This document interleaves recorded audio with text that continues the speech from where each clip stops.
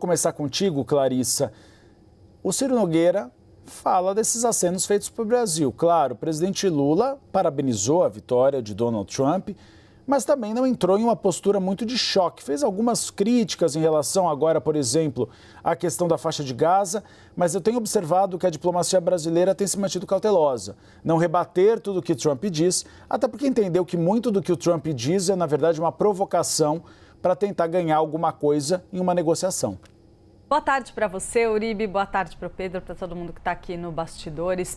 Uribe, uma coisa que é muito evidente, que a gente tem observado aí na relação entre Brasil e Estados Unidos, é que o governo do presidente Lula não está deixando que a ideologia permeie aí a sua estratégia de interlocução com os Estados Unidos. O que tem ocorrido é, até mesmo em mais intensidade, o caminho inverso. Donald Trump está imprimindo um tom extremamente ideológico na sua relação não só com o Brasil, mas com todas as nações nessa largada do seu novo mandato.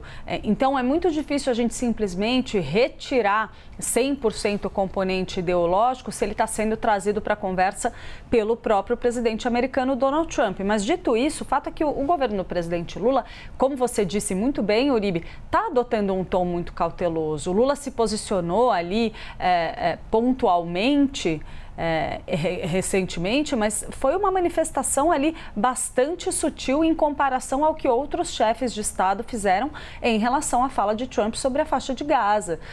Lula se manifestou também a respeito da deportação dos brasileiros. Era um momento delicado que colocava ali cidadãos brasileiros no centro de um debate polêmico e que demandava um posicionamento de um chefe de Estado brasileiro. Mas tudo isso está sendo feito com muito cuidado. E no que diz respeito à questão comercial, isso está sendo separado. Lula está tratando a relação diplomática com Donald Trump de maneira que vem aí com bastante cortesia, digamos assim, e as relações comerciais estão sendo conduzidas minimizando qualquer impacto da diferença ideológica entre os dois países. Dá para eliminar a ideologia? Não tem como. Agora, tem um ponto que aí talvez eu acho que o argumento do Ciro Nogueira, do senador, consiga encontrar algum respaldo até em algumas alas do próprio governo federal.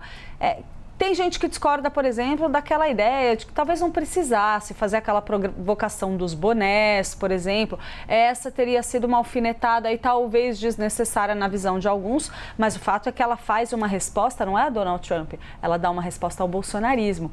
Então, pedir que o presidente Lula vá lá, faça um aceno do ponto de vista ideológico a Donald Trump, é esperar que o presidente da República, que tem um posicionamento muito distinto do ponto de vista político em relação a Trump, simplesmente baixe a cabeça e passe a se comportar da mesma forma que o bolsonarismo.